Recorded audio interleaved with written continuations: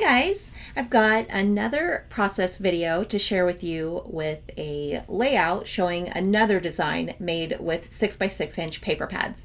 And I've got a new class announcement that I wanted to tell you about, and I'll talk about that later on. First, let's focus on 6x6 paper pads and the design I created with these fun, pretty little studio 6x6 papers. Sunburst have always been one of those designs that I really enjoy making.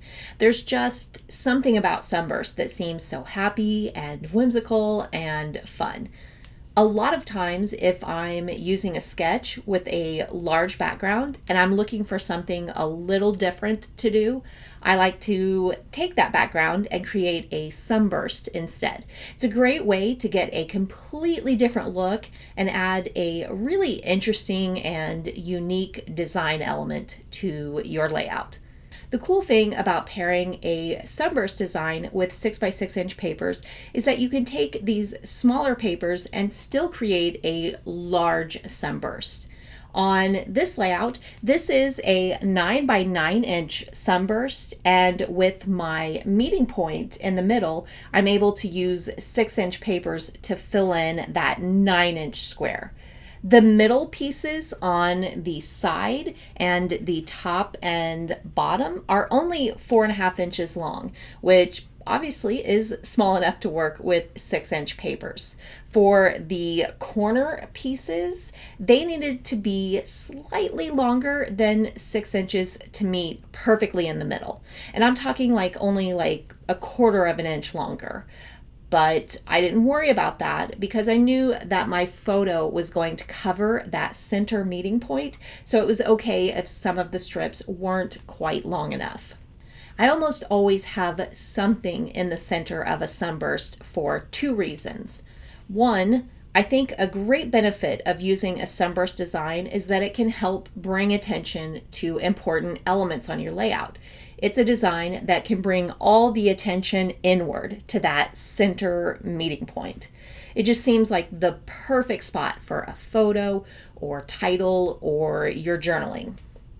And the second reason I like to have something in the center, especially on a sunburst like this with lots of strips, is to cover any imperfections at that meeting point. If you are cutting on a die cutting machine, it would be perfect, but if not, it might get kind of wonky in the middle.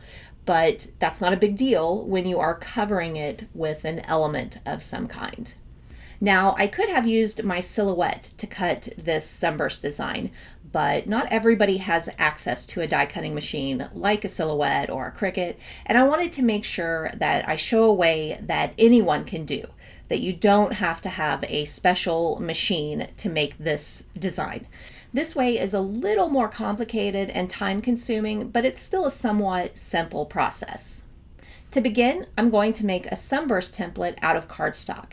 Since I want to create a 9x9 sunburst, I'm going to cut this into a 9x9 square. Now I need to find the meeting point of this square. This is where all of my strips are going to meet right in the middle. After I have that meeting point, I'm going to use my ruler and make a pencil mark every 1.5 inches on each edge of that square. I wanted to have lots of strips, so I could use several different pattern papers and stitching. If you want, you could space them further apart, like 3 inches, and use larger strips. Now I'm going to use my ruler and draw a line that connects the pencil marks along the outer edges to that meeting point in the center. I'm also drawing a line from each corner to the meeting point. This will give me 24 sunburst strips. After I have all of the lines drawn, I like to number them so that after I cut them, if they get messed up or out of order, I can easily use the numbers to help me get them back in order. I'm also going to add stitching in place of a few strips, so I'm going to add the word stitch on those pieces so I know where that's going to be. At first, I was going to kind of randomly arrange the stitching spaces, and I wasn't exactly sure on how many stitch spaces I wanted. But eventually, I settled on a pattern of after every 2 pieces of pattern paper, there would be a stitched section. The next step is to cut the square into the individual strips. I use my paper trimmer. You can also use scissors. I like the more precise and straight edge I get with my trimmer, so that's what I like to use. The most important part, whether you are using a trimmer or scissors, is that you don't make secondary corrective cuts. What I mean by that is that if you accidentally cut off to the side of the pencil line, don't go back and recut the mistake.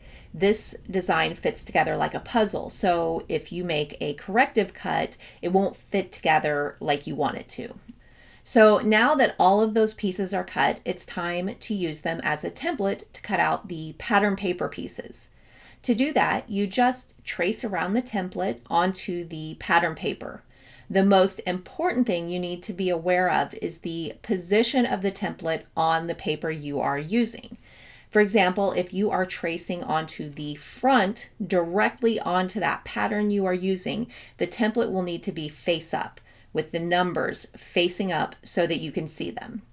If you are tracing onto the back side of the pattern paper, which is mostly what I do, so I don't have any pencil lines to worry about. If you are doing that, you will need to turn the template over so you can see the blank bottom side of the template.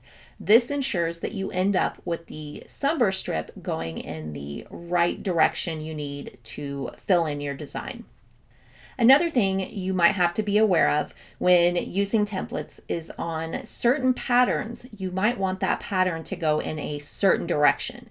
For example, I have the paper with words all over it, so I had to make sure when I traced that template that it was positioned so that the words would not be upside down. For my layout, I have 8 different pattern papers that I'm using, and I need 16 pattern paper strips. I'm going to follow a specific pattern, so I have an even spread of those papers in this design. And I'm going to mention really quick, if you like Sunburst designs, I have a very in-depth tutorial of how to create them. Because really there's so many different ways you can create them and ways you can arrange them and ways you can customize them. And I'll link to it down below. It's also got a layout share at the end that shows a lot of my layouts with Sunburst designs. Now that all of the strips are cut, I can start adhering this design onto my layout. Since it is a 9-inch square and I want it centered on my layout, I'm going to place my ruler 1.5 inches from the edge to use as a guide. I started with the 2 strips in the middle and placed them right at 6 inches, and then used the pieces I cut out that will have stitching as a guide for the other 2 strips on that side. I thought this would be an easy way to do this, but eventually I discovered that that wasn't the best way. I noticed that my strips weren't connecting correctly in the corners and things were a little off. So I quit using the stitching strips as guides and instead used my ruler. I focused on making sure that the 2 middle pieces measure up with the 6-inch center of that side, and then I made sure that the piece that goes to the corner are at 1.5 inches. It really doesn't matter if the stitching sections are slightly off or smaller because I can adjust that easily, and you would never notice it on the completed layout. I also want to point out that I roughed up the edges of the strips with my fingernail. Sometimes Sunburst designs can be a struggle with getting things to line up perfectly, and I feel like adding a distressed edge helps me hide any imperfections with how anything might line up. Next, I'm going to add my pencil lines that I will use for stitching. This ended up going in a completely different direction than my original plan. I was playing around with the idea of a simple stitch border and then filling that border with a stitch pattern or design. So I went ahead and added that border. And I couldn't really land on a pattern that I wanted to do, so I had an idea to add a stitched heart at the end of each section. After I added that heart, my plans changed. I erased that outer edge of the stitching and added another line in the center that leads to that heart. With the pencil lines done, now I'm going to add my photo. I am using a single 4x6 photo, slightly covering that meeting point in the middle.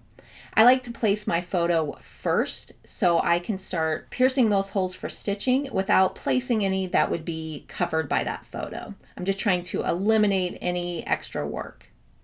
And speaking of 4x6 photos, that new class announcement I mentioned at the beginning is all about 4x6 photos. Registration opened this week for a 10-week class that will take place in a private Facebook group.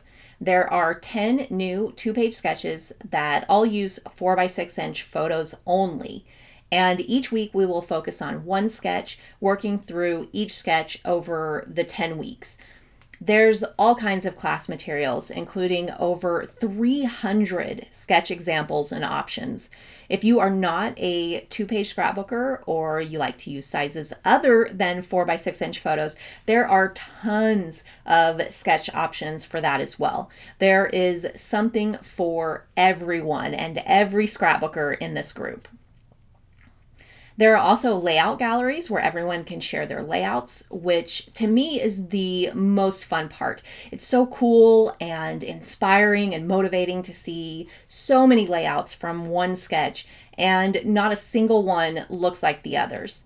And in these classes, there are usually anywhere from 200 to 500 layouts shared for each sketch. It's really a lot of fun. I'll probably post a video later that goes more in depth about what all is included. But for the time being, if you are interested, I'll link to the registration page down below in the video description, and you can go check out all of the details. So after I've pierced those holes, I used an eraser to erase all of the pencil lines. When it came to picking out the colors for the stitch sections, I wasn't sure right away what I wanted to do. There were 3 options I was kind of thinking about.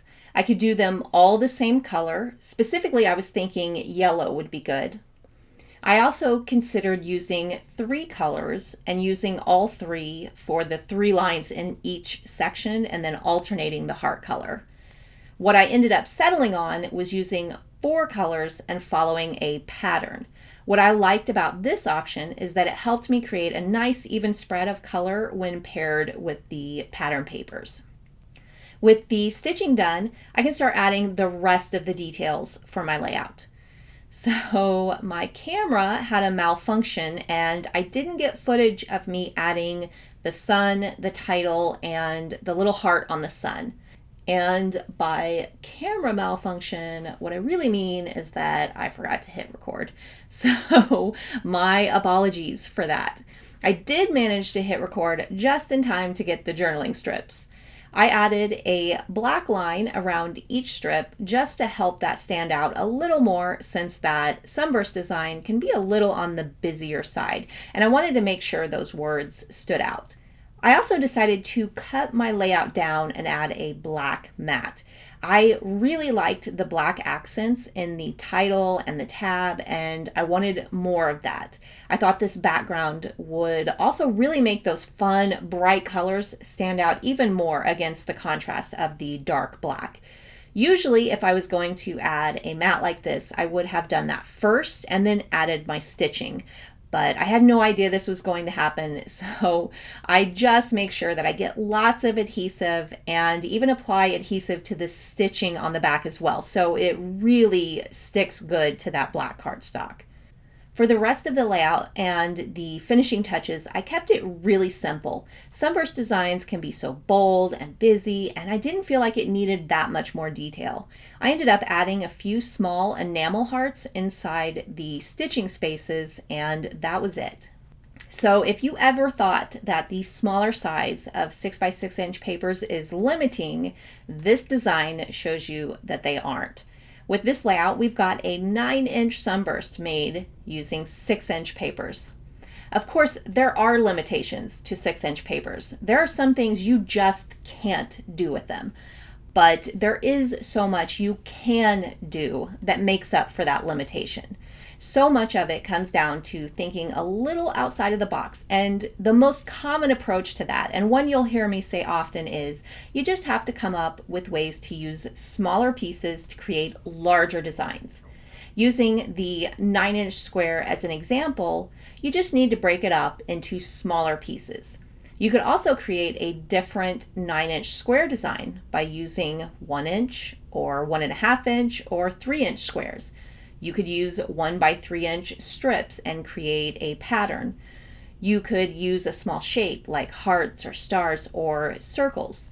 There's so much you can do with these smaller papers.